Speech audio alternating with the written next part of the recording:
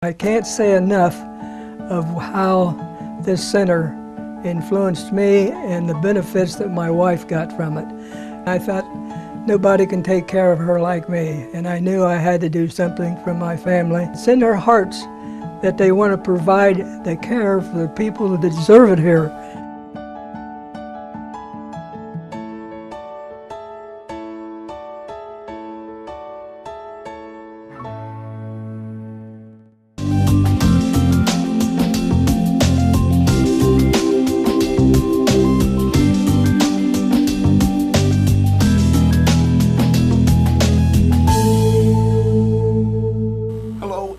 Another edition of Road to Recovery, the show that attempts to offer hope and help and healing and wholeness for those who are struggling with addiction, or maybe a family member or friend or loved one of someone who is struggling on this path through addiction. It is an honor to have you joining us for today's program. And we hope that through these programs that we can offer a sense of encouragement and to be sure and reassure you that there are those right here in our community that want to help you heal and be helped through this process of addiction. I'm your co-host, Steve Rao, and co-hosting with me is Tricia Saunders. She's the Executive Director of the Recovery Center in downtown Lancaster. Welcome back to Road to Recovery. Thank you, Steve. It's good to be here. You know, I was a little worried when we pulled in today because the EMS was outside, and I thought maybe you did something to scare our guests away. Some medical issues, but apparently they were here to see the kids. They were here to see the kids. I was nervous as well. I thought maybe you had pulled the fire alarm. That's what I was thinking. And the fire truck was here. That was me. Oh, okay. That was our guest who pulled the fire alarm. And it's great to have you here. 201 South Columbus Street, the new location for the Recovery Center. Things going good for you there? Things are going great. We're Wonderful. very happy to be there. And the Pearl House, understand, in April, groundbreaking for that. Yes, we will be having a groundbreaking and open house, so we want everybody to come. Wonderful.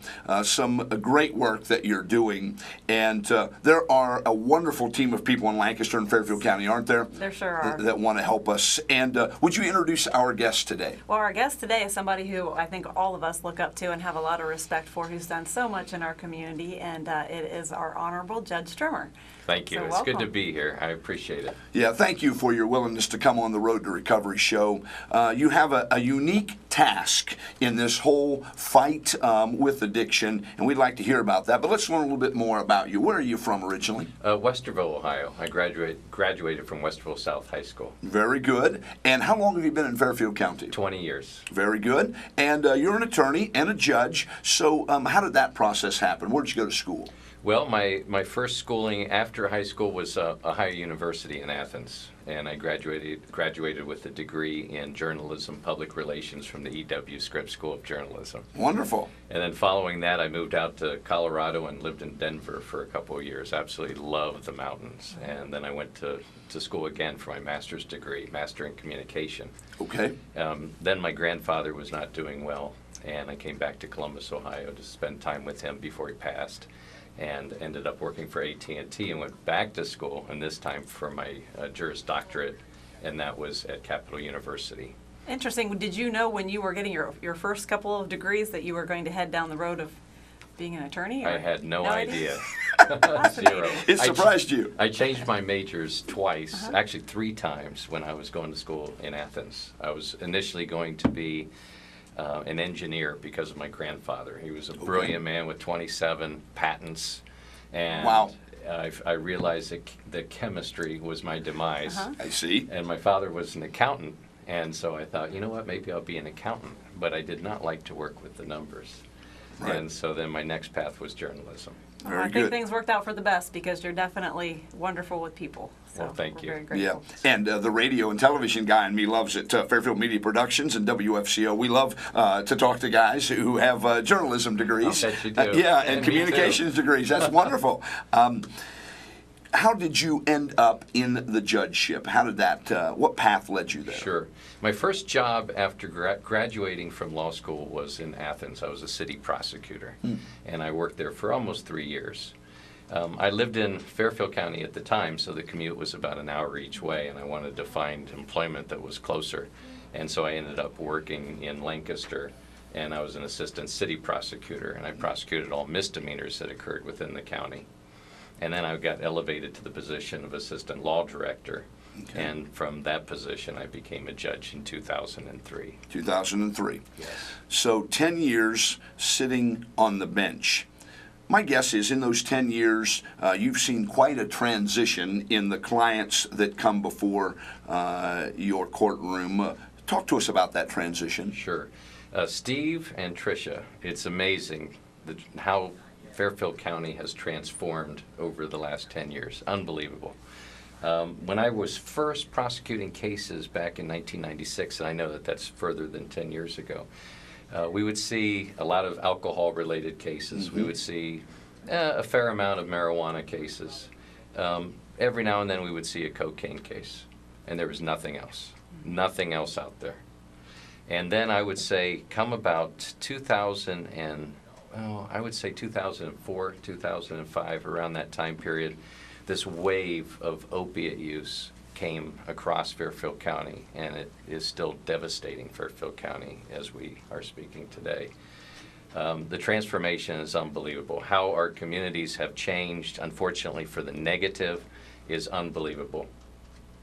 Yeah, and to have a reoccurrence. We were talking off the air about chronic relapsers. You see that in your line of work, don't you? Unfortunately, every single day. Yeah.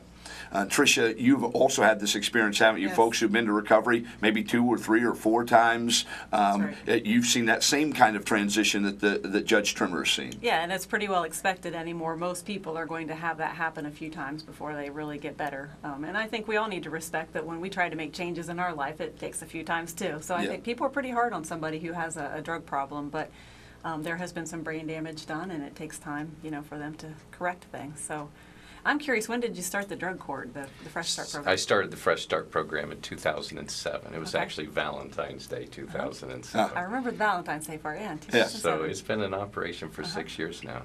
Well, that leads me to a bit of a pun, I guess. You really do love the folks that come to your courtroom. You are not trying to create a problem for them and just simply throw the book at them or throw them in jail. You want to see them do well to get better, and you understand, it seems to me, that jail is probably not always the best option for everyone. True. I want you to know that I want everyone to be successful, and that's the kind of person that I am, the kind of judge that I am. I want everyone to achieve success. Unfortunately, we don't live in that kind of a world. We live in a world now where teenagers are getting addicted to marijuana, and I'm talking about 13-year-olds, maybe even 12-year-olds. And then they're moving from marijuana and experimenting with other types of pills. Some of them have legitimate injuries, and doctors are prescribing opiates, and opiates are so powerful and so destructive and dangerous and very addictive. And so, unfortunately, there's a great power with opiates, but they are not only addictive, but they are also the great destroyer. If you want to destroy your life, opiates is a clear path for life destruction. And I see mothers, unfortunately, they have 2 or 3 children, and they're not providing for their children. The children are oftentimes with grandmother where they don't really belong. It doesn't mean that grandmother's a bad person. It doesn't mean that she's not caring or that she's not doing an adequate job in raising the children. But there is no one on this earth that should love their children more than their mother or their father. We live in a society now, and I don't think this was true 10, 15 years ago. 15 years ago, usually it was the man, that was doing his drugs, doing his alcohol, bouncing in and out of jails and prison, and not providing for his children. But the mother, at least 15 years ago, was staying at home, realizing the importance of raising their children in the right fashion. But today's society, in just a 15-year period or a 10-year period, I'm seeing completely a different scenario, where not only is the father of many of these children bouncing in and out of institutions, a lot of it motivated by his desire to continue his drug use, but the mothers are not staying at home now. The mothers are also engaged in the same kind of activity, living day to day, not really having a care, not having a responsibility. and certainly not providing for her children. And a lot of them keep having children even though they can't take care of the ones that they have now. And I'm not kidding, this is a huge problem.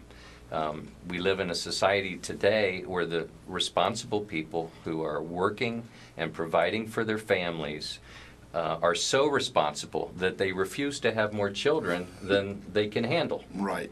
And then we have the other side of society, which is growing very quickly, and that society encompasses adults who live a carefree lifestyle, who do whatever makes them feel good at that very moment, that does not engage in a relationship in a responsible fashion, and who procreates. And that part of our population is growing by the day, by the month, by the year. And you think of all this, the entitlement programs, you think of how much we spend to try to address the needs of disadvantaged children, children who need services, and the adults that need services too. Right. And that number will be so much greater in 20 years than it is today. I guarantee it. And that part of the population will be much larger than it is today. And that's a society that we live in, where the wrong part of our society is being motivated to, well, I guess for the wrong reasons, to make the wrong decisions. Sure. It is a dark picture. Tricia, you have talked about the fact that you're seeing a growing increase in the number of ladies at the Recovery Center, haven't you? Yes, we are. 60% of the people that we see at the Recovery Center now are women, and that has, changed a lot in the last 5 years as well. I have a question for you. You have received a lot of national recognition for your program, and I know for a while your staff were pretty busy going to, try to help and lend some guidance to other drug courts that were starting, and they finally kind of had to pull back so they could focus on your people. But your approach is something that has caught a lot of attention. Can you talk to us about that? Well, I certainly can. Okay. It's an approach that really was devised by using common sense. For one thing, the program does not even kick into action with a participant. You can't even become a participant unless you've already been found guilty of an offense. And so you are on probation, and it's something that we look at as a probationer. Hey, Johnny Smith, are you interested in our drug court program? We think maybe you might make a good candidate.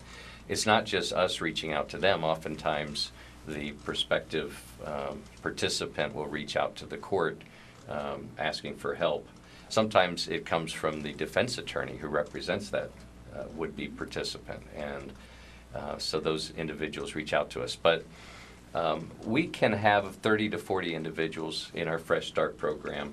It's a relatively low number, there's no doubt about it, especially when we recognize that there are thousands of heroin addicts and even thousands more opiate poppers, pill poppers, the Vicodins, the Oxycontins, the Percocets, and the list goes on, Tramadol. And, please understand, if you are suffering from a legitimate injury and you've been prescribed opiates, I'm not saying that you're a bad person by any means for taking what has been prescribed to you by a physician, but I am saying that we all need to have our antennae up. We all need to be very cognizant of the danger of taking these types of drugs. Sometimes I'll have people in my courtroom and they have back problems. A lot of people get down the opiate path with back problems. And, and I know that they're taking opiates. And I'll say, well, what's your plan? Do you plan on taking opiates for the rest of your life? Do you plan on getting surgery? Well, there's no plan. There's absolutely no plan. Right. The plan is, while I'm in pain, for however long I'm in pain, I'm going to continue to take the opiates. Mm-hmm. And sometimes I look at individuals that are, 200 pounds overweight, mm-hmm. and, I want to say, I have a feeling I have at least a part of a solution. Right, right. As to how you can be more pain-free, how you can put less pressure on your back. Instead of just holding out your hand and saying, where's my next opiate prescription? We see a lot of things in our court. And as a judge, you have to kind of read people and read situations very very quickly. Correct. I may only have 10 minutes of contact with an individual, and I have to make a lot of assessments in my mind's eye so that I can fashion a plan of action to try to get that person back where they need to be. Our Fresh Start program, having 30 to 40 participants and recognizing that there's thousands more that could benefit from this kind of a service, I need the public to know that with this program, we don't want anybody that doesn't want us. If you're not ready for life change, there's not a thing we can do for you. You could be thrown all kinds of services from our court, from the recovery center, from job and family services, but the reality is if you don't want help, there is nothing that anybody can do for you, period. I don't care if you're taking Suboxone as a temporary relief, there's no help. But if you do want help, and you're serious about help, you want life change, and you want to do something about it, if you've gotten in trouble, and a lot of people addicted to heroin and opiates have gotten in trouble, and they've gotten in trouble because they're driven by their addiction. They're making bad choices as a result of their addiction. And so when you're being led by other things, less, that you shouldn't, when you're led by things that you shouldn't be led by, it's going to cause you to make less than good decisions. And that's what happens. So many of these people are making bad decisions. And so when you engage in a criminal activity or maybe even violate a traffic law, Sure. and you're convicted and you're placed on probation and you want some intervention to help you through the path that you're on, we're here to help you if that's something that you're interested in. Very good. We are out of time. Thank you, the Honorable Judge David Trimmer, for joining us. Thank you for starting the Fresh Start Drug Court program. Thank you for caring about the people in our community, and we encourage you to keep up the good work. Okay, I thank you very much, Steve and Tricia. It's been a pleasure. Tricia, we are blessed to have people like the Honorable Judge Dave Trimmer joining us here on this program, but in our community to really help folks. We really are, and his passion and concern really shows through. No question. Thank you for joining us for the Road to Recovery program. Again, you can give the Recovery Center a call, 740-687-4500, or stop by at 201 South Columbus Street, downtown Lancaster, and visit the folks at the Recovery Center. Thanks for joining us. Join us next time as we continue down this path called the Road to Recovery.